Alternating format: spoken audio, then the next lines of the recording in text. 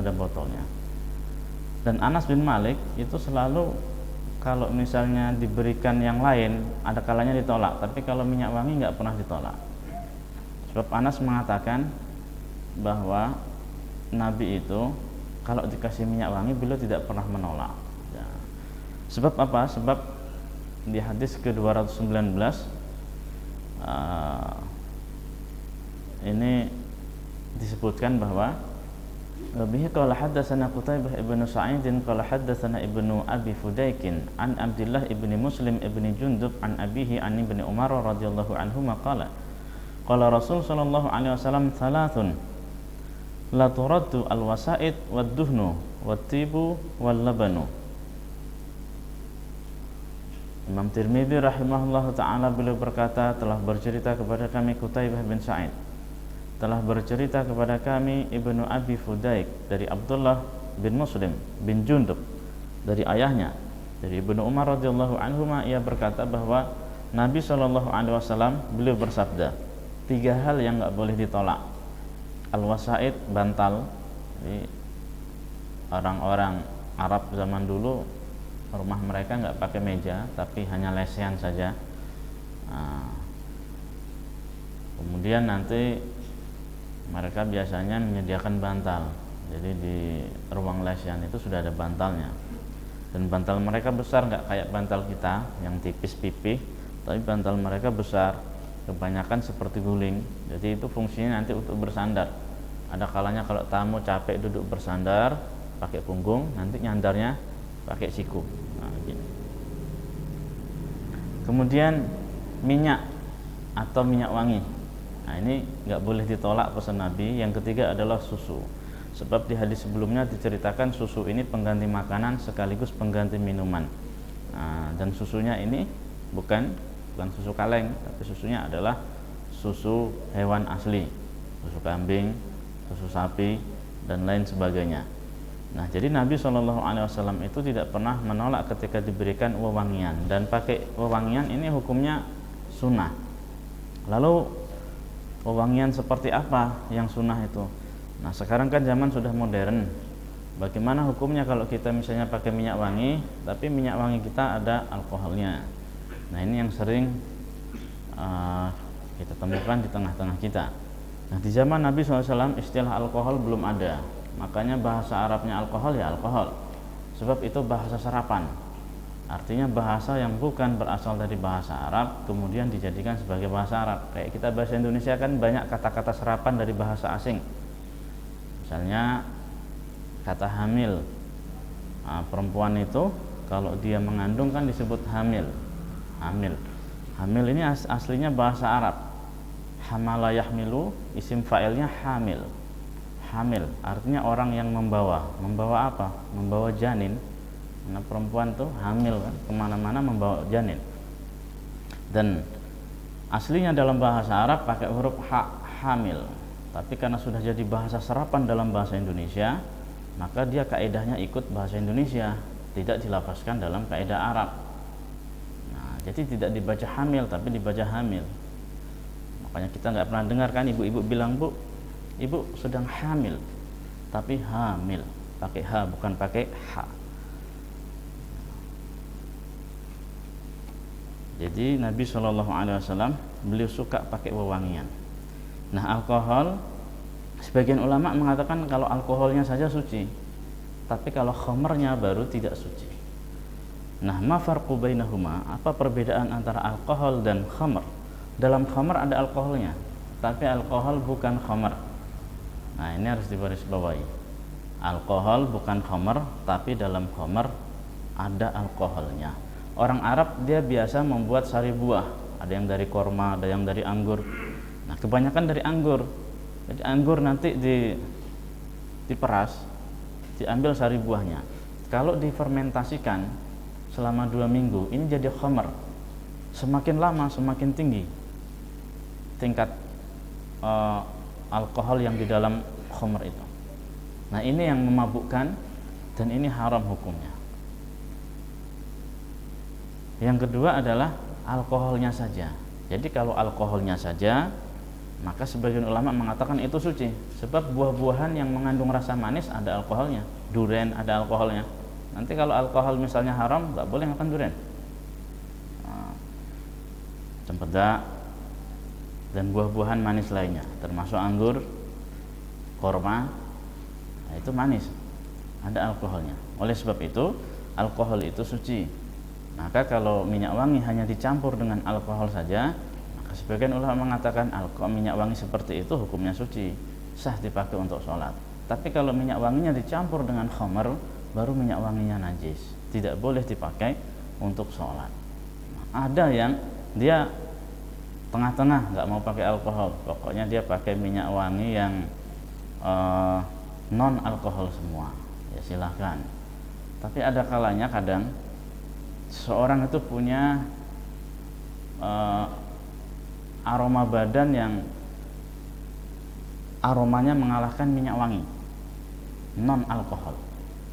Nah, kalau sudah seperti itu berarti harus pakai yang ada alkoholnya supaya menghilangkan aroma unik yang keluar dari tubuh tadi, supaya bisa dikalahkan. Karena kalau enggak nanti mengganggu jamaah yang di sampingnya. Dan ini termasuk zalim. Ini yang sering kita nggak kita sadari itu. Ada kan amal itu, ada amal soleh yang jariah. Tadi ada amal soleh tapi nggak jariah. Amal soleh yang nggak jariah misalnya apa? Kita baca Quran. Baca Quran satu huruf dihitung pahalanya 10 kali lipat. Tapi begitu selesai kita baca Quran, catatan amal kita yang berisi tentang pahala Al-Quran tertutup. Terbuka lagi kalau kita nanti baca Quran lagi. Kalau orang yang mati, selesai, nggak terbuka lagi. Ini amal soleh tapi nggak jariah. Ada amal soleh yang jariah. Misalnya Bapak Ibu nyumbang sekotak keramik di Masjid An-Nur. Nah, Bapak Ibu meninggal. Ini selagi masih terpasang di sini, pahalanya terus ngalir. Ini amal soleh yang jariah. Dosa begitu juga. Ada dosa yang nggak jariah, ada dosa yang jariah. Nah, dosa jariah ini umumnya dimulai dari hal-hal kecil yang nggak disadari oleh kita. Maaf, misalnya ada orang merokok, nah, kemudian asapnya ngepul ke orang di sekitar kita. Dia tidak menginginkan asap itu masuk ke dalam hidungnya, apalagi ke paru-parunya. Nah, ini termasuk dosa dan dosanya jariah. Makanya kalau merokok, saya nggak menyuruh Bapak Ibu merokok ya, tapi misalnya Bapak Ibu merokok, nah, berarti menjauh gitu. Dan kalau misalnya kita punya kawan yang merokok, dia menjauh, berarti kita harus paham dia mau merokok. Nah, jadi menjauhkan diri. Nah, termasuk ini aroma yang tidak baik. Nah, kawan lagi sholat di samping kita, mungkin dia lagi belajar khusyuk dalam sholatnya itu, meskipun nggak bisa khusyuk-khusyuk juga. Karena memang kita di akhir zaman ini nggak bisa khusyuk. Cuma kita kan berusaha khusyuk. Entah khusyuknya itu khusyuk melamun, atau memang khusyuknya betul-betul khusyuk meresapi setiap ayat yang dia baca, tapi pokoknya lagi belajar khusyuk. Tiba-tiba kita sholat di samping dia dengan aroma yang unik tadi, langsung buyar itu semua. Awalnya ngelamun, langsung jadi berpikir, ini apa ini? Siapa ini? Aroma apa ini? Jadi ini hal-hal kecil yang harus kita waspadai. Jadi minyak wangi yang pakai alkohol silahkan, kalau misalnya mau pakai minyak wangi non alkohol ya silahkan juga kalau mau pakai. Akan tetapi minyak wangi tersebut bukan minyak wangi yang dicampur dengan khamar, tapi hanya alkoholnya saja. Sebab ternyata alkohol itu juga terbagi menjadi macam-macam jenis. Nah, salah satunya ada namanya etanol. Nah, jadi ada alkohol yang difermentasikan, ada alkohol yang nggak difermentasikan. Kalau alkohol yang difermentasikan dia jadi khamr, tapi alkohol yang tidak difermentasikan dia tidak jadi khamr. Misalnya apa? Spiritus itu kan alkohol juga, nah, tapi tidak diminum. Sebab nggak ada orang minum spiritus, nanti berbahaya. Wabihi qala haddatsana Mahmud ibn Ghailan qala haddatsana Abu Dawud al-Hafari an Sufyan anil Jurairi an Abi Nadrah an rajulin huwa Tufawi an Abi Hurairah radhiyallahu anhu qala qala Rasul sallallahu alaihi wasallam tibur rijali ma dhahara rihuhu wa khafiya launuhu. Wa tibun nisa'i ma dhahara launuhu wa khafiya rihuhu. Imam Tirmidzi rahimahullah ta'ala beliau berkata, telah bercerita kepada kami Mahmud bin Ghailan. Beliau berkata, telah bercerita kepada kami Abu Dawud al-Hafariyu dari Sufyan, dari Al-Jurairi, dari Abi Nadrah, dari seorang lelaki yang bernama At-Tufari, dari sahabat Nabi Abu Hurairah radhiyallahu anhu, bahwa ia berkata, Nabi SAW beliau bersabda, parfum untuk lelaki itu adalah parfum yang warnanya terang. Parfum untuk lelaki itu adalah parfum yang baunya itu keras, akan tetapi warnanya lembut. Sedangkan parfum untuk perempuan adalah parfum yang warnanya terang, jelas, akan tetapi aromanya lembut. Nah, sebab ini Nabi mengajarkan dari parfum ini sebuah sifat kejantanan bagi seorang lelaki, bahwa laki-laki itu harus terang, jelas gitu. Kalau dia adalah laki-laki, maka lelaki itu harus punya sifat tegas. Tidak boleh laki-laki tidak punya sifat tegas. Ini berbahaya. Nah, makanya dalam berparfum juga seperti itu. Parfum laki-laki itu yang terang, yang jelas warnanya, akan tetapi yang lembut warnanya, akan tetapi aromanya dia semerbak kuat. Sebaliknya aroma perempuan, parfum untuk perempuan, nah, itu dia yang warnanya lembut, yang warnanya terang, akan tetapi aromanya lembut. Nah, sebab ini menggambarkan kelembutan perasaan hati seorang perempuan. Nah, jadi tidak boleh dibalik. Makanya laki-laki dia harus punya sifat ketegasan. Ada kalanya punya kelembutan, tetapi tidak 24 jam lembut terus. Jadi ada kalanya punya ketegasan. Juga sebaliknya, laki-laki itu tidak boleh keras terus, harus punya kelembutan. Ada Umar bin Khattab itu tegas, keras orangnya. Pernah beliau punya gubernur di Mesir, naruh gubernur di Mesir. Gubernur itu namanya Amr bin As radhiyallahu anhu. Nah, ini gubernur ada sebenarnya bukan kesalahan yang beliau sengaja. Beliau hanya ingin menambah syiar Islam di Mesir dengan cara membangun masjid. Jadi masjid itu mau dibangun, jadi otomatis kan lahannya dipilih, ditengok gitu kan. Ini tempatnya strategis apa enggak. Nah, ada satu tempat strategis untuk perluasan pembangunan masjid. Cuma sayang, itu lahan punya orang Yahudi. Nah, singkat cerita, akhirnya Yahudi ini dia enggak ridho, enggak ikhlas. Lahannya, bangunan yang ada dalam lahannya digusur, dia ngadu ke Madinah. Ditemuinya Umar bin Khattab. Umar bin Khattab hanya titip sebuah tulang unta, ini titip kasih sama gubernur Amr bin As. Dalam tulang unta itu hanya ada goresan pedang lurus ini. Nah, jadi ketika tulang unta itu diberikan oleh Yahudi tadi kepada Amr bin As, ini Amr bin As gemetar, roman mukanya langsung berubah. Nah, ini gubernur Mesir hanya menerima tulang unta, dia langsung gemetar, mukanya pucat. Jadi orang Yahudi semakin heran. Akhirnya Amr bin As nggak ngomong, hanya lihat tulang unta itu, memutuskan ini proyek pembangunan masjid batal, nggak usah, bangun kembali itu gubuk orang Yahudi tadi, nggak jadi digusur, kita cari lahan lain saja. Nah, jadi orang Yahudi ini heran, kenapa kok seperti itu? Ini hukum yang bersumber dari Khalifah Umar bin Khattab. Jadi Khalifah Umar ini hanya menarik garis lurus, seolah-olah beliau berpesan kepada saya, kata gubernur Amr bin As. Nah, ini kamu jangan mentang-mentang lagi berkuasa, lagi punya jabatan, seenaknya saja sama rakyat kecil. Berlaku luruslah kamu sebagaimana lurusnya garis ini. Kalau kamu nggak mau berlaku lurus dengan seperti lurusnya garis ini, nanti kamu akan saya luruskan dengan pedang saya sebagaimana lurusnya garis ini. Nah, jadi keputusannya tegas. Tapi ada kalanya Umar itu lembut, sangat lembut. Ada orang maksud hatinya mau curhat sama Umar bin Khattab, mau minta solusi. Sebab apa? Ada sahabat datang, ini punya masalah rumah tangga, istrinya galak.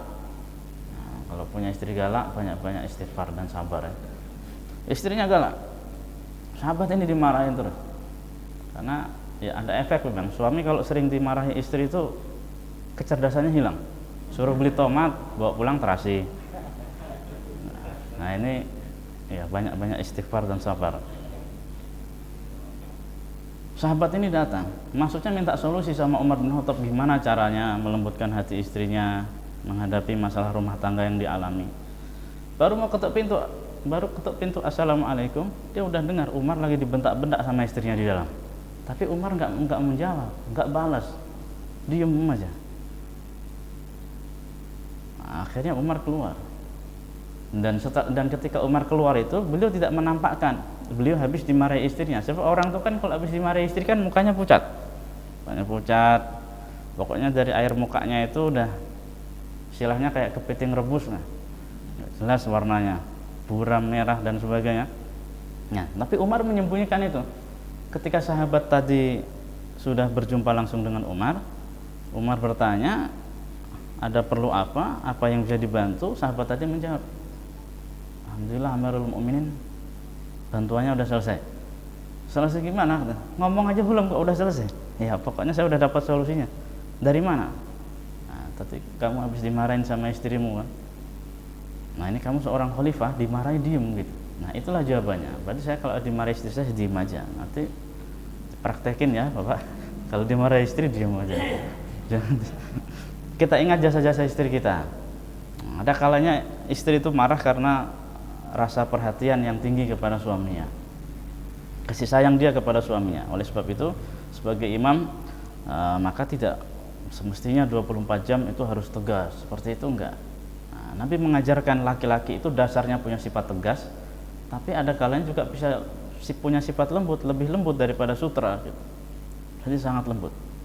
Nah, seperti lembutnya Nabi menyuapin seorang pengemis Yahudi yang buta.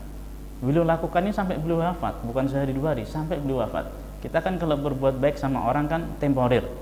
Ada orang datang sama kita minta bantu, sekali kita bantu, 2 kali kita bantu, 3 kali kita bantu, 4 kali kita bosan.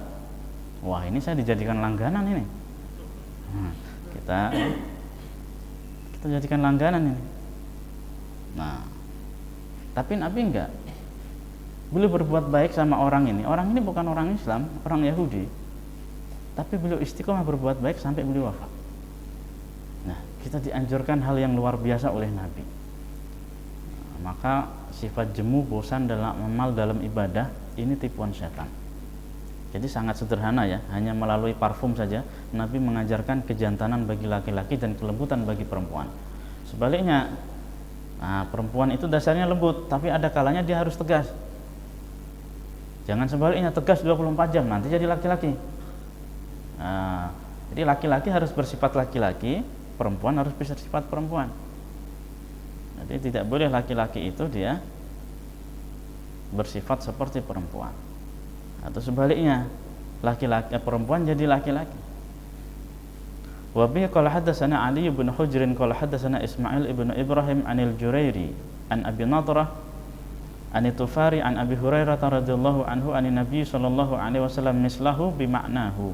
Wa bihi qala hadatsana Muhammad ibn Khalifah wa Amr ibn Ali qala hadatsana Yazid ibn Zurai qala hadatsana Hajjaj as-Sawwaf an Hanan an Nabi Uthman an-Nahdi radhiyallahu anhu qala Rasul sallallahu alaihi wasallam idza u'tiya ahadukum ar-raihana fala yaruddahu fa innahu kharaja minal jannah. Dari Abu Utsman an-Nahdi radhiyallahu anhu, beliau berkata, Nabi sallallahu alaihi wasallam beliau pernah bersabda, apabila salah seorang dari kalian diberikan raihan, minyak wangi, wewangian, janganlah ia menolaknya, karena sesungguhnya wewangian itu, aroma wangi itu keluar dari surga. Nah, artinya aroma wangi itu dia bisa menjernihkan pikiran, wewangian. Jadi kalau misalnya kita lagi butek pikiran kita, menyium bau wewangian, nah ini bisa menjadi salah satu bentuk penyegaran bagi pikiran kita. Sudah kita lagi ruwet, pemikiran kita lagi buntu, kita pulang ke rumah mencium bau nggak enak, Pak. Nah ini makin ruwet pikiran kita. Wa bihi qala hadatsana Umar ibn Ismail ibn Mujallid ibn Sa'id al-Mahdani al-Hamdani qala hadatsana Abi an Bayanin an Qais ibn Abi Hazim an Jarir ibn Abdullah radhiyallahu anhu qala Uridtu baina yaday Umar ibn al-Khattab radhiyallahu anhu fa'alqa jariran rida'ahu wa masya fi izarihi faqala lahu khudh rida'ak faqala Umar lil qaum ma ra'aitu rajulan ahsana suratan min jaririn illa ma balaghana min surati Yusuf as-Siddiq alaihi salam. Nah, di sini diriwayatkan oleh Jarir bin Abdullah radhiyallahu anhu. Nah, jadi Jarir itu cerita, nah, saya pernah diseleksi oleh Umar. Nah, jadi Umar bin Khattab itu beliau ketika mau menerima prajurit untuk jihad, ini diseleksi dulu. Nah, makanya sunnah hukumnya untuk menyeleksi. Misalnya Bapak Ibu jadi bos, ini ada karyawan masuk, ini sunnah hukumnya nyeleksi.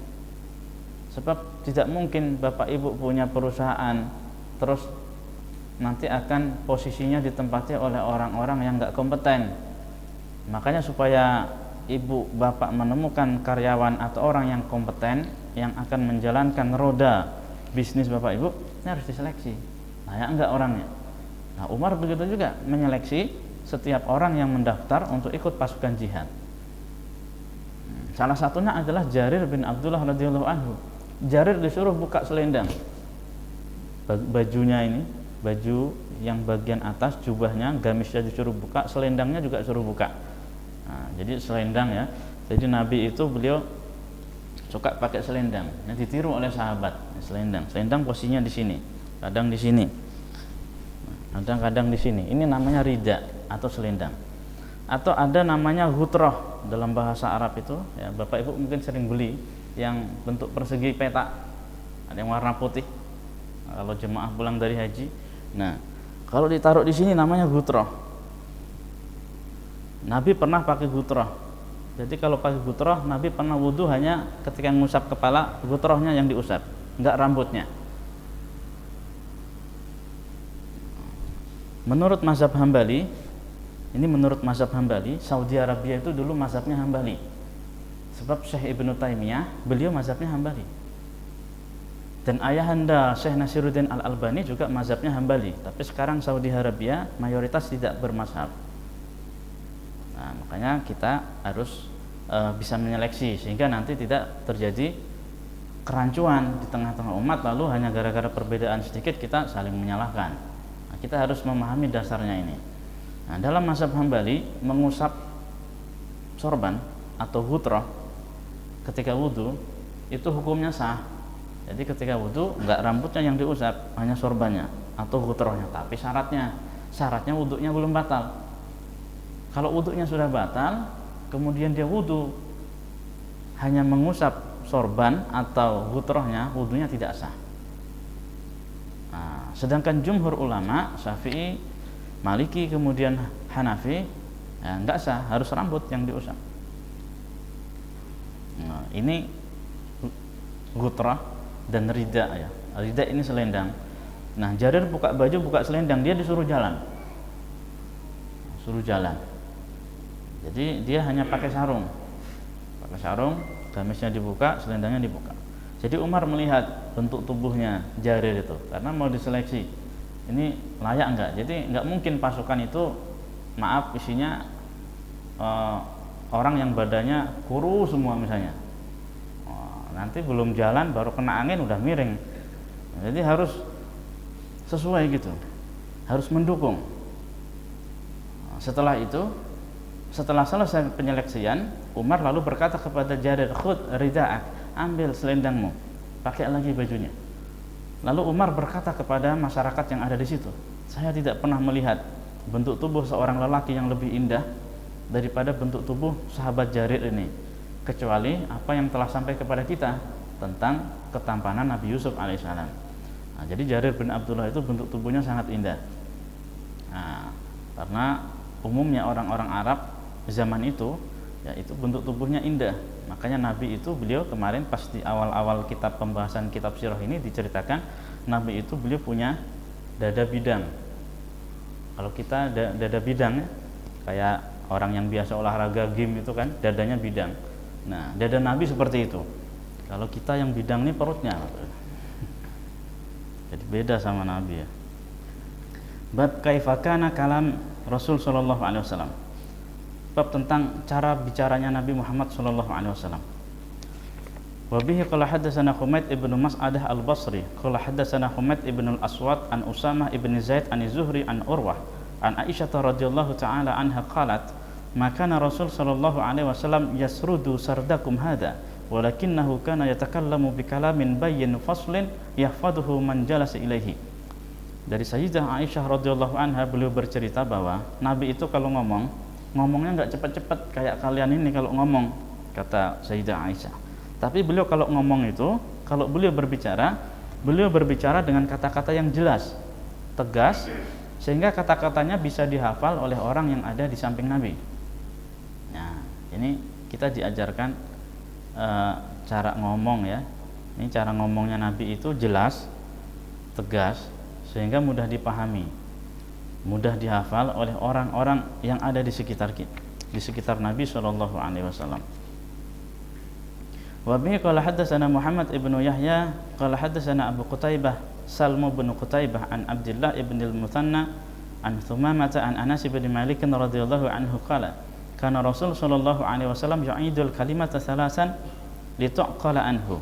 Dari Anas bin Malik radhiyallahu anhu bahwa Nabi Muhammad sallallahu alaihi wasallam kalau beliau berbicara dengan sebuah kalimat, beliau akan mengulanginya sebanyak 3 kali supaya orang lain cepat paham. Nah, ini hadis letter like, tekstual. Makanya memahami Quran dan hadis harus lewat ulama. Sebab yang paham terhadap agama, syariat ya ulama. Oleh sebab itu, makanya kita langsung baca Quran, baca hadis, kemudian ditelan mentah-mentah, dijadikan sebagai satu sumber hukum langsung, ini punya potensi menyesatkan kita sendiri. Nah, makanya kita tidak boleh membaca Al-Quran, membaca hadis langsung begitu tekstualnya begitu langsung dipahami begitu. Harus ditanyakan dulu.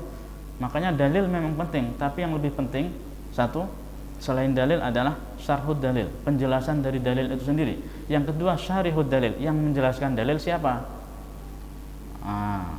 Jadi ini ada dalil, bunyinya begini. Ini harus ditelaah dulu, harus dikasih penjelasan dulu. Yang kedua, yang ngasih penjelasan siapa?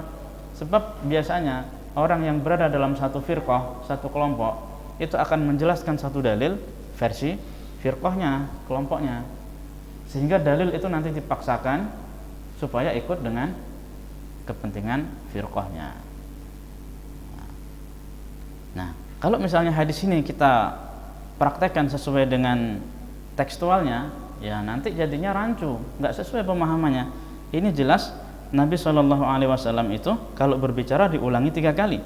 Ini hadis Bukhari nomor 94-95. Hadis Bukhari 6244. Hadis Tirmidzi 2723. 3640. Nah, ini karena Rasul Shallallahu Alaihi Wasallam yu'idul kalimah salasan lituqala anhu. Nabi ngulangi pembicaraan itu sebanyak 3 kali. Nah, ini kalau kita pahami secara tekstual ya nanti kita salah kaprah.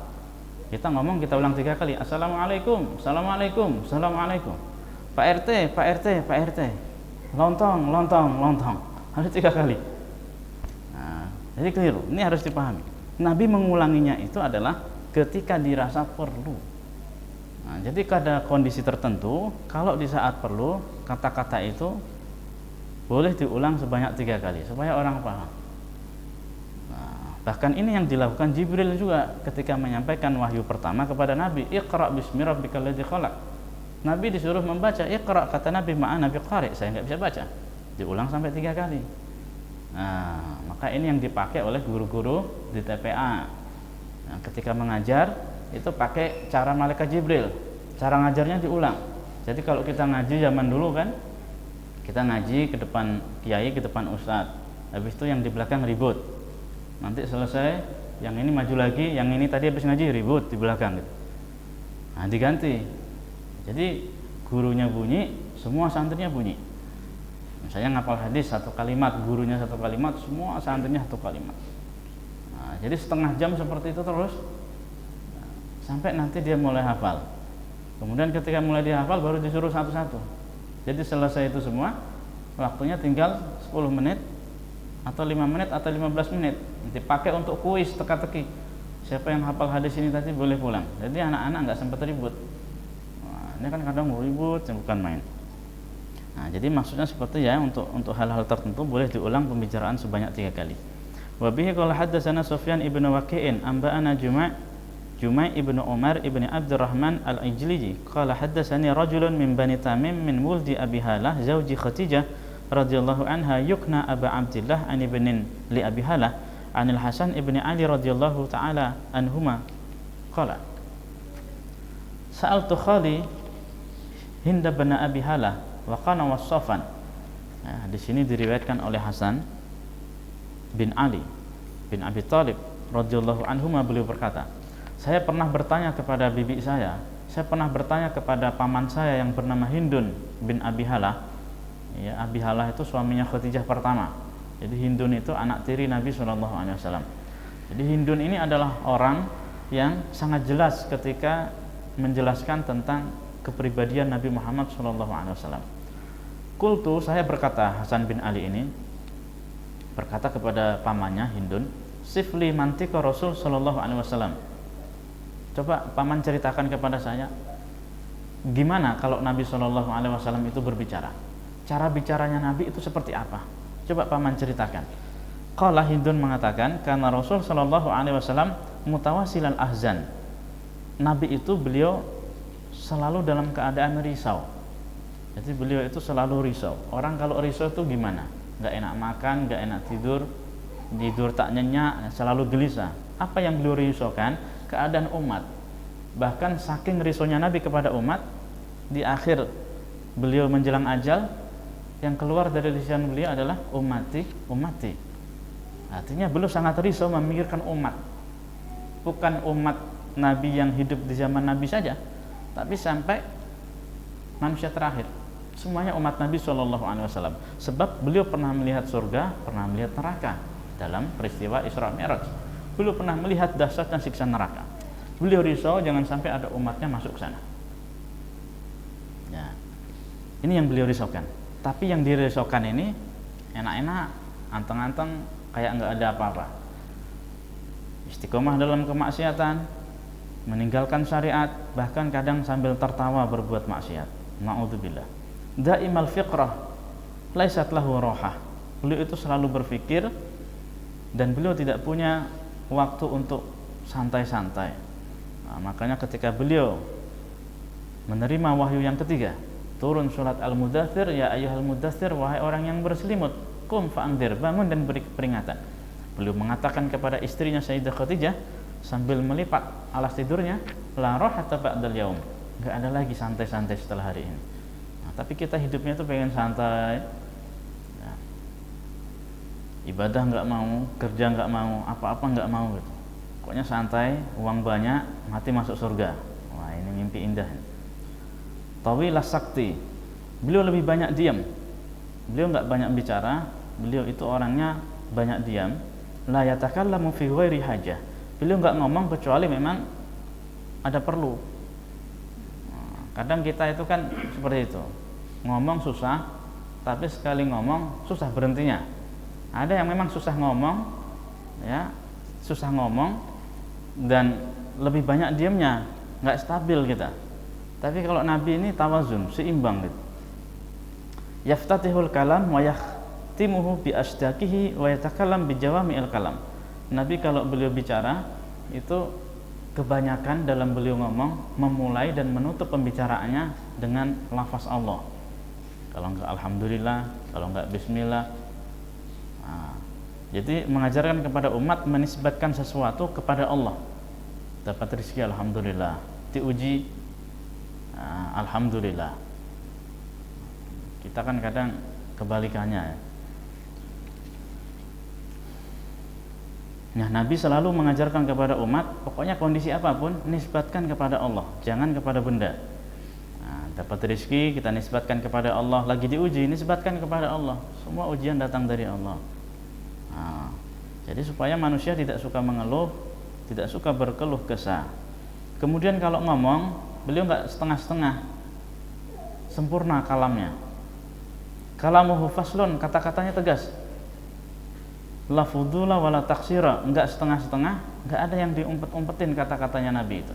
Makanya hadis enggak ada yang disimpan sama Nabi. Semuanya disampaikan. Dan kata-katanya tidak setengah-setengah. Laisa bil jafi walal mahini, yu'azzimu ni'mah wa indaqat.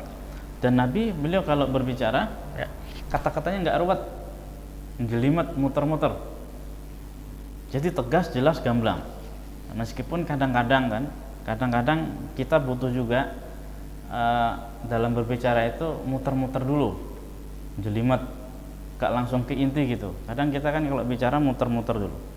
Ini ada kawan sukanya nonton bola, kita ajak cerita bola. Mungkin awal kita ketemu kawan ini mukanya lagi kurang enak, kita ajak cerita bola, cerita yang dia sukai. Dia sukanya bola, kita ajak cerita bola panjang lebar. Setelah cerita bola 1 jam, wajahnya mulai cerah, baru kita ngomong intinya. Jadi kita ajak muter-muter kawan kita ini, intinya kita mau pinjam duit. Udah 1 jam tadi, ini supaya hatinya yang tadi nggak enak, jadi senang dulu. Baru setelah 1 jam bicara bola, ngomong-ngomong bang, kalau sudah ngomong, berapa yang mau kita pinjam? Ini kita bicaranya seperti itu. Jadi Nabi itu kalau bicara beliau tegas, gamblang, apa adanya, enggak setengah-setengah. Kemudian yu'adzimu ni'mata wa indaqat. Beliau selalu bersyukur, mengagungkan nikmat Allah meskipun nikmat itu kecil. Kadang kebanyakan kita nikmat itu duit, nikmat itu jabatan. Kita bisa tidurnya, ini nikmat, ini rezeki dari Allah. Kita bisa menghirup udara dengan segar, ini rezeki, nikmat besar dari Allah ini. Jangan salah. La yadhumu minha syai'an ghaira annahu lam yakun yadhumu dhawaqan wala yamdahu. Nabi tidak pernah mengecilkan nikmat, tidak pernah mengecilkan nikmat Allah, dan beliau tidak pernah mencela makanan, juga tidak terlalu memuji makanan secara berlebihan. Jadi kalau enak ya enak saja gitu, tidak dipuji-puji sampai berlebih-lebihan, juga tidak pernah dicela makanan itu. Jadi menghargai yang memasak. Sebab kan ada kalanya kita dapat istri kita mungkin belum bisa masak, sementara kita koki misalnya, pakar ahli masak. Nah kita sabar ngajarin istri kita masak. Kalau masakannya nggak enak, namanya masih belajar. Namanya belajar kan pasti salah. Wala tughdibuhu dunya wala makana laha. Nabi kalau urusan dunia beliau nggak pernah marah, atau urusan yang berkaitan dengan dunia. Tapi kalau agamanya yang dihina, agamanya yang mau dihancurkan, beliau tidak segan-segan menghunus pedang untuk mempertahankan akidah dan agamanya tadi. Makanya kan kadang begitu ya, kadang kita yang rajin sholat nih, kadang ibadahnya rajin tapi agamanya dihina, santai. Tapi kadang kan ada orang, ada kaum muslimin itu sholat nggak pernah, tapi kalau agama dihina, saya memang nggak sholat tapi agama saya hina, kalau bang semut kamu saya cari. Nah, ada orang punya prinsip yang seperti itu, dia punya benteng tauhidnya kuat. Wala yaghdab, idza asyara bikafihi kulliha. Kalau Nabi memberi isyarat, beliau memberi isyarat pakai seluruh tangan. Misalnya beliau ngasih isyarat supaya orang jangan mendekat, semua tangannya. Jadi nggak begini. Nah, sekarang kita begini.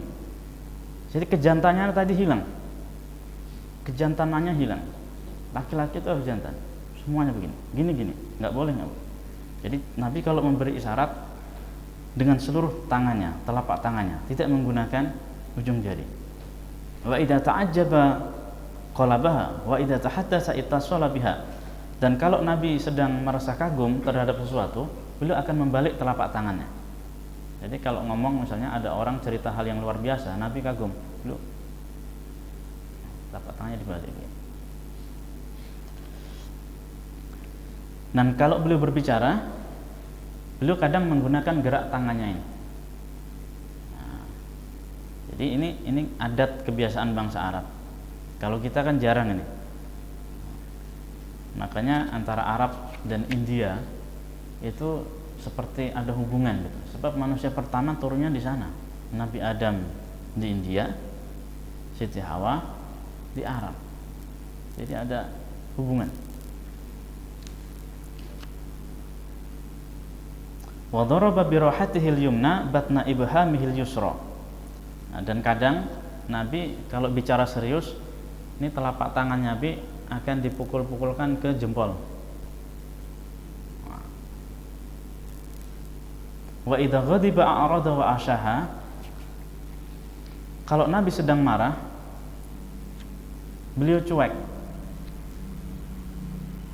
Dan Nabi marah itu, marahnya bukan karena hal yang sifatnya pribadi, tapi yang berkaitan dengan agama. Misalnya dalam perang Tabuk, ada 3 orang sahabat yang tidak ikut perang Tabuk tanpa alasan. Nah, Nabi marah, Nabi cuek kepada orang ini selama 50 hari. Orang ini ucap salam, tapi Nabi nggak balas salamnya, sebab ada kesalahan besar, dan Nabi memberikan pengajaran kepada umat. Wa idza fariha ghadda tarfahu. Kalau beliau merasa gembira, beliau memejamkan kelopak matanya.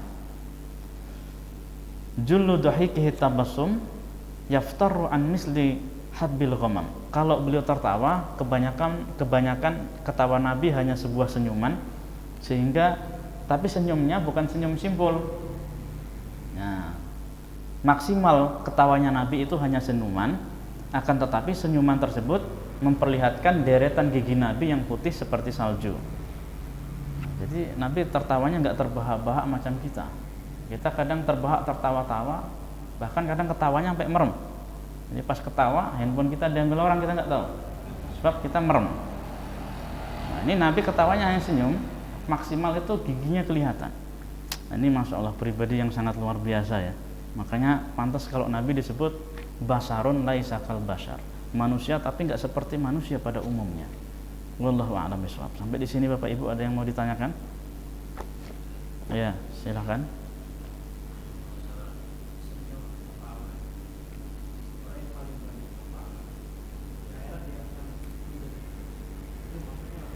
Ya, Nabi pernah berpesan sepulang dari Isra Mi'raj melihat sahabat tertawa terbahak-bahak. Kalau kalian melihat apa yang saya lihat, kalian akan lebih banyak menangis daripada tertawa. Nah, orang yang tertawa sampai terbahak-bahak di dunia itu maksudnya adalah dia tertawa dalam kelalaian dan kemaksiatan. Ada kemaksiatan dia tertawa. Dia sedang melakukan hal yang sia-sia, dia tertawa. Nah, jadi seharusnya waktu yang dipakai untuk sia-sia yang menimbulkan bahan tawa tadi, alangkah lebih baiknya kalau digunakan untuk hal-hal yang sifatnya produktif, membawa kemaslahatan umat. Kita main catur 5 jam, ketawa terbahak-bahak. Coba kalau 5 jam kita misalnya gotong royong bangun jalan misalnya di perumahan, atau 5 jam kita pakai untuk misalnya saling sesama warga perumahan kita saling berbaur, saling komunikasi, saling silaturahmi, kan manfaatnya lebih besar. Nah, tidak mesti harus dengan catur hati kita bisa lengket. Banyak hal-hal lain yang bisa dipakai selain catur misalnya, atau hal-hal yang sifatnya melalaikan. Ya sih, sifatnya seperti itu. Nah, jadi tertawa yang membuat orang lupa diri, lupa daratan, lupa ingatan, ya maka itu melalaikan. Bahkan talak ya, cerai. Nah, cerai itu kata Nabi, kalau orang menceraikan istrinya dalam keadaan ighlaq, maka cerainya gagal. Ighlaq itu marah. Nah, tapi marahnya harus diingat, ighlaq bukan ghadab yang disebut Nabi, tapi ighlaq. Aghlaqa yughliqu ighlaqan. Ighlaq itu arti dasarnya menutupi. Artinya orang yang menceraikan istrinya dengan keadaan marah, di mana kemarahan itu menutupi akal dan hatinya, sehingga dia betul-betul lupa diri, lupa ingatan, nggak sadar keluar kata-kata talak, kata-kata cerai di saat dia sedang marah. Maka ini cerainya tidak dianggap sebagai cerai, tapi disalah tafsirkan sama kebanyakan orang zaman sekarang. Asal marah sama istrinya, kamu pulang ke rumah orang tuamu misalnya. Nah, padahal dia waktu marah tadi masih ingat duit, dia masih bisa tahu ini duit 100.000, duit 50. Dia tidak termasuk dalam kategori ighlaq. Nah, ini harus hati-hati. Jadi hal yang bisa membuat lupa diri, lupa daratan, lupa ingatan itu berbahaya. Nah, makanya disuruh apa? Tawazun. Kata Nabi, ahbib habibaka haunamma asa ayyakuna yawman ma baghidaka wa abghid baghidaka haunama asa ayyakuna yawman ma habibaka. Cintailah sesuatu yang memang layak kamu cintai sekedarnya aja, karena boleh jadi sesuatu yang kamu cintai hari ini akan menjadi sesuatu yang kamu benci di kemudian hari. Dan bencilah sesuatu yang memang layak kamu benci sekedarnya saja, sebab sesuatu yang kamu benci saat ini bisa jadi kelak akan menjadi sesuatu yang kamu cintai. Tawazun, kita diajarkan seimbang. Kalau marah sama orang sekedarnya aja, ini kita enggak. Kalau sudah marah sama orang, semuanya kita serang. Pribadinya kita serang, keluarganya kita serang, teman-temannya kita serang, komunitas grupnya semuanya kita serang. Nah, jadi salah kaprah. Akhirnya di mana-mana kita saling berantem. Di RT berantem, di RW berantem, di lurah berantem, di camat berantem, di keluarga berantem, di grup komunitas berantem. Ya, kalau semua member seperti itu, wah gimana? Susah. Nah, makanya kita diajarkan oleh Nabi tawazun. Supaya apa? Muncul nanti al-hikmah, kebijaksanaan yang membawa kepada kedewasaan. Kedewasaan sikap dan kedewasaan cara berpikir, serta kedewasaan dalam menghadapi masalah, serta kedewasaan dalam mencari solusi dari semua permasalahan tadi. Sebab kadang repot, kadang ada kalanya kita susah gitu. Susahnya kenapa? Ya istilahnya susah bicara sama anak-anak yang berjenggot. Dibilang anak-anak berjenggot, dibilang berjenggot tapi kayak anak-anak sifatnya. Nah, ini Nabi mengajarkan kepada kita kedewasaan dalam berpikir, sikap dan lain sebagainya, supaya kita tawazun. Nah, tidak terburu-buru, tidak tergesa-gesa dalam mengambil hukum, kesimpulan dan lain sebagainya. Jadi kita jangan langsung menjas. Makanya di sini kan ada namanya hukum tabayun. Wallahu a'lam bishawab. Ada lagi yang mau ditanyakan? Iya, silakan.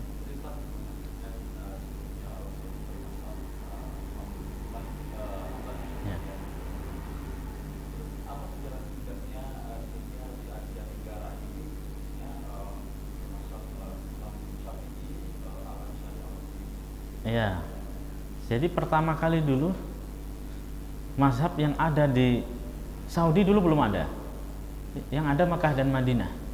Nah di Madinah dulu yang ada mazhab Maliki. Jadi Imam Malik itu beliau punya kitab namanya kitab Muwatta. Dalam sanad Muwatta itu dekat, hanya 3, kebanyakan 3 hadis. Imam Malik, kemudian guru beliau sahabat Nabi. Kalau enggak Imam Malik, ya Imam Malik guru beliau sahabat Nabi. Jadi hanya melalui 3 jalur saja, saking dekatnya itu. Sebab zamannya sangat dekat dengan Nabi. Jadi Imam Malik itu belajar sholat bukan kata syekh fulan, bukan. Tapi beliau belajar sholat melihat langsung anak cucu Nabi sholat. Nah, jadi makanya alangkah lucunya kalau ada orang di akhir zaman menyalahkan cara sholatnya Imam Malik dengan modal baca buku. Habis baca buku di perpustakaan, kemudian dapat hadis begini-begini, oh Imam Malik salah.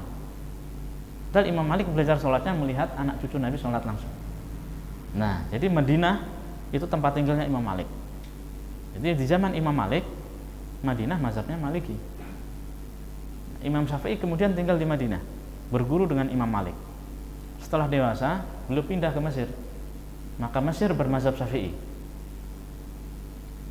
Mesir bermazhab Syafi'i. Sebaliknya, wilayah Sokhra, padang pasir, itu menjadi wilayah tempat tinggalnya Imam Abu Hanifah.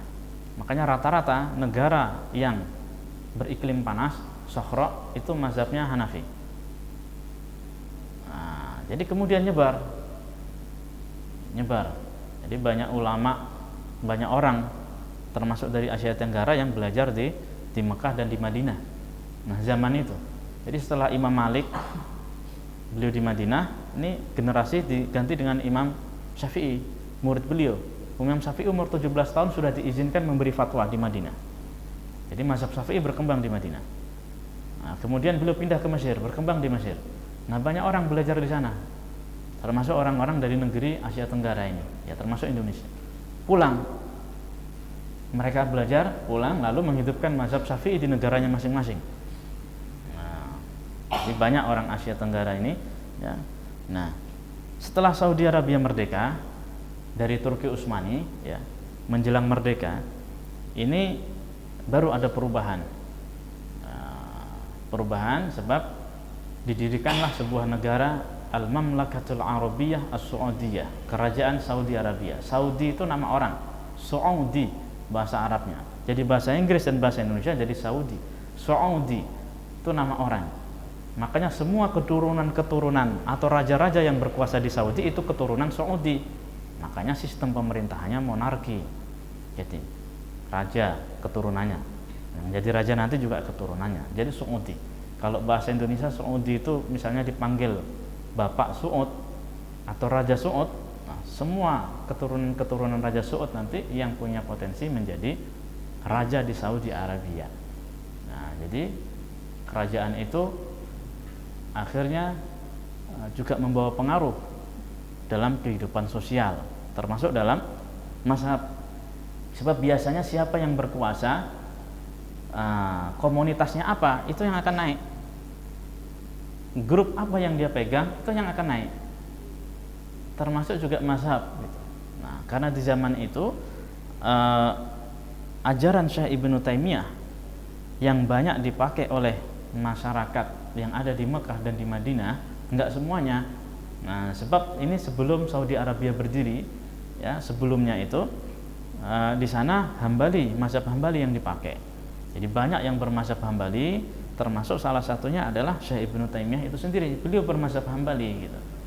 Nah, tapi kemudian muncul satu faham yang menjadi faham yang banyak dipakai di sana, di mana tidak bermazhab. Nah, makanya kalau kita misalnya belajar ke Saudi Arabia, di Mekahnya atau di Madinahnya, nah kita sesuaikan. Oh, kita mazhab Syafi'i, berarti cari kampus, pondok pesantren, universitas yang bermazhab Syafi'i. Atau kalau tidak yang bermazhab 4, membahas 4 mazhab. Kita tinggal pilih nanti. Jadi biasanya ketika di kampus tersebut mengajarkan 4 mazhab, biasanya nanti yang sekolah yang belajar itu banyak. Ada yang mazhab Maliki, Syafi'i, Hambali, Hanafi. Dan nanti misalnya menjelaskan satu hadis fikih itu akan disarah dalam bentuk 4 mazhab. Oh, hadis ini begini, oh menurut Syafi'i begini, Maliki begini, Hambali begini, Hanafi begini. Jadi semua orang tinggal pilih mau ikut yang mana. Dia biasanya ikutnya mana? Oh, saya mazhab Syafi'i dari Indonesia. Berarti kalau Syafi'i hukumnya ini. Jadi tidak dicampur aduk. Sebab nanti akan menimbulkan kericuhan dan perpecahan di tengah-tengah umat. Nah, di Indonesia saja sudah contohnya muncul kan. Ini ada kunut nggak pakai kunut. Kalau mazhab Hanafi sholat subuh tak pakai kunut. Kalau mazhab Syafi'i sholat subuh pakai kunut. Nah, tapi perbedaan ini masih koridornya koridor mazhab. Jadi satu sama lain saling menghormati. Nah, tapi ada kelompok kalau dia subuh nggak pakai kunut. Dia nggak pakai kunut bukan mengikuti mazhab Imam Abu Hanifah, tapi memang dia tidak mengikuti mazhab sama sekali. Nah, ini awalnya. Jadi sebenarnya yang jadi masalah itu adalah ketika kita tidak bisa menyikapi perbedaan. Dan sebuah kekeliruan kalau seorang guru, seorang syekh mengajarkan perbedaan tetapi tidak mengajarkan cara memposisikan perbedaan itu sendiri. Nah, Imam Syafi'i sholat di desa yang dekat dengan kuburan Imam Abu Hanifah. Beliau disuruh ngimamin sholat subuh. Beliau sholat subuh tapi nggak pakai kunut. Jemaahnya jemaah bermazhab Hanafi semua rata-rata. Beliau nggak pakai kunut. Jadi ketika selesai sholat, beliau ditanya oleh jamaah, Tuan Imam kenapa subuh nggak pakai kunut? Padahal Tuan Imam berfatwa sholat subuh pakai kunut. Kata Imam Syafi'i, ikraman li sahibil qabr. Saya memuliakan pendapatnya penghuni kubur ini, Imam Abu Hanifah maksudnya. Nah, artinya apa? Banyak orang belajar mazhab Syafi'i tapi nggak mau belajar akhlaknya Imam Syafi'i. Banyak orang belajar mazhabnya Imam Abu Hanifah tetapi nggak mau belajar akhlaknya Imam Abu Hanifah. Dan perbedaan pendapat itu bukan wahyu. Ini yang harus digarisbawahi. Perbedaan pendapat bukan wahyu. Nah, kadang kita berbeda pendapat tapi kita menganggap pokoknya kalau nggak ikut pendapat saya neraka. Memangnya situ nabi? Kan enggak kan? Jadi perbedaan pendapat di kalangan ulama itu rahmat. Ulama zaman dulu ya, itu rahmat. Kalau perbedaan pendapat di kalangan ulama zaman ini kadang-kadang jadi laknat. Bukan membawa rahmat. Jadi kita tinggal ikut aja sebenarnya. Semua problematika udah selesai, tinggal ikut aja. Soal masalah hadis misalnya, ini hadis sahih nggak sahih udah selesai, udah dibahas oleh pakarnya, ada Imam Bukhari, Imam Muslim. Jadi kita di akhir zaman hanya ikut aja, nggak usah kita, oh ini hadis ini saya koreksi sendiri, nanti saya terjemahin sendiri, ujung-ujungnya saya patenkan sendiri. Misalnya nama saya Ali ya, hadis ini disahihkan oleh Syekh Ali misalnya. Nah, ini kecenderungan ngawurnya lebih tinggi daripada kecenderungan betulnya gitu. Meskipun kita dipanggil Syekh gitu. Kadang lucu. Syekh itu artinya orang tua. Kayak kiai, di Jawa kan dipanggil kiai. Tapi bukan berarti kiai itu, wah ini kalau orang dipanggil kiai berarti ilmunya lebih tinggi dari yang dipanggil ustadz. Enggak. Zaman dulu, zaman Hindu juga dipanggil kiai. Kiai ini. Di Jawa dulu zaman kerajaan-kerajaan panggil kiai, artinya orang yang dijunjung, orang yang dimuliakan. Nah, jadi itu sejarah singkatnya. Makanya terjadi akhirnya di seluruh dunia ada mazhab ini, mazhab ini. Dan semuanya no problem sebenarnya. Perbedaan itu jadi masalah ketika tidak bisa memposisikan perbedaan itu sendiri. Perbedaan indah ketika posisinya pas. Kita menikah dengan istri kita kan karena berbeda kan, karena jenis kelamin kita berbeda sama istrinya, makanya kita jadi pasangan yang serasi, indah, membawa keharmonisan, ketenangan, baik sendiri, di tengah keluarga, masyarakat dan lain sebagainya. Tapi kalau sejenis malah nggak indah. Laki-laki menikah dengan laki-laki nggak membawa ketenangan, dalam keluarganya nggak tenang, di masyarakatnya nggak tenang, nah, malah berbahaya. Jadi keindahan akan muncul ketika perbedaan diletakkan pada posisinya. Istilahnya kalau menurut Syekh Hasan Al-Banna itu istilahnya kita bersatu dalam persamaan. Kalau soal perbedaan semua kita berbeda, tapi yang sama ini yang mau kita tarik ini. Jadi enak nanti kalau yang sama. Misalnya di Indonesia ini banyak organisasi, banyak gerakan, tapi persamaannya bukan perbedaannya yang mau kita bahas. Jadi indah kita sholat dalam satu shaf, misalnya di situ NU, sampingnya Muhammadiyah, sampingnya Jamaah Tabligh, sampingnya Salafi, sampingnya Persis, sampingnya HTI dan lain sebagainya. Kan indah kan? Sholatnya di masjid yang sama, Tuhannya sama, yang dibaca sama, yang disembah sama, yang dibaca sama-sama Quran.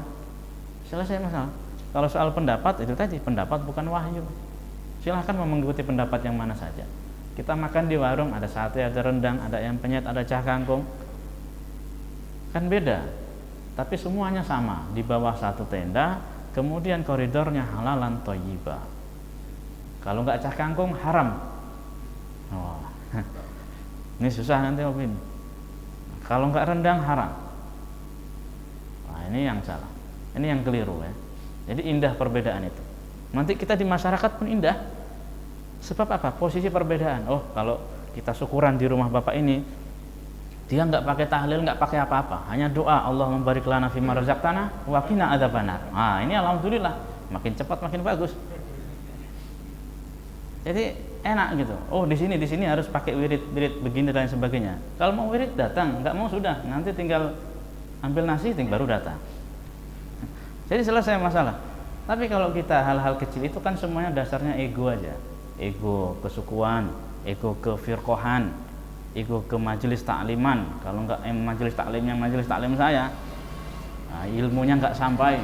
Kalau enggak di pondok saya, ajarannya sesat. Kalau enggak dengan syekh saya, sanatnya enggak sampai, macam-macam. Ini ego aja ini, ego untuk mengkultuskan. Nah, ini berbahaya. Nabi melarang ini. Ya, maka dari itu kita sikapi perbedaan itu dengan indah. Sehingga di antara kita, masyarakat, beda organisasi, beda partai, beda harokah, beda mazhab itu hal biasa. Tak perlu dibahas. Kita sama anak kita aja beda. Semirip-miripnya kita sama anak kita, beda. Nah, semirip-miripnya anak sama ibunya, beda. Jadi kan indah, selesai. Jangan suami bercerai sama istri gara-gara beda pengajian. Yang ini ikut ini, yang ini ikut ini. Ini bahaya, ini seperti ini berarti ada yang salah dalam pengajian yang diikutinya. Seharusnya pengajian itu majelis taklim itu kan membawa apa? Sakinah, ketenangan, menambah ilmu, menambah iman, menambah silaturahim, menambah kedewasaan, menambah ghiroh kepada amal akhirat. Tapi kalau ternyata perbedaan itu justru membawa malapetaka, berarti ada yang salah di dalamnya. Wallahu a'lam bishawab. Cukup ya. A'udzubillahi minasyaitonirrajim. Bismillahirrahmanirrahim. Alhamdulillahirabbil alamin wassalatu wassalamu ala sayyidina wa maulana Muhammadin wa ala alihi wa sahbihi wa barik wa sallim ajma'in. Allahumma ya muyassira kulli 'asir wa ya jabira kulli kasir wa ya mughniya kulli faqir yassir lana kullal 'asir fataysirul 'asiru 'alaika yasir Allahumma ya man la yahtaju ilal bayani wa tafsir, hajatuna ilaika kathir, wa anta alimun biha wa basir, biyadikal khair innaka ala kulli syai'in qadir. Allahumma ighfir lana dhunubana wa liwalidina wa liman lahu haqqun alaina wa li jami'il muslimina wal muslimat wal mu'minina wal mu'minat al ahya'i minhum wal amwat. Allahumma ja'alna min ibadikal muttaqin, Allahumma ja'alna min ibadika salihin, Allahumma inna na'udzubika min ilmin la yanfa' wa min amalin la yurfa' wa min qalbin la yakhsha'. Rabbana atina fid dunya hasanah wa fil akhirati hasanah wa qina adzabannar. Walhamdulillahi rabbil alamin. Subhanakallahumma bihamdika asyhadu an la ilaha illa anta astaghfiruka wa atubu ilaika. Assalamualaikum warahmatullahi wabarakatuh.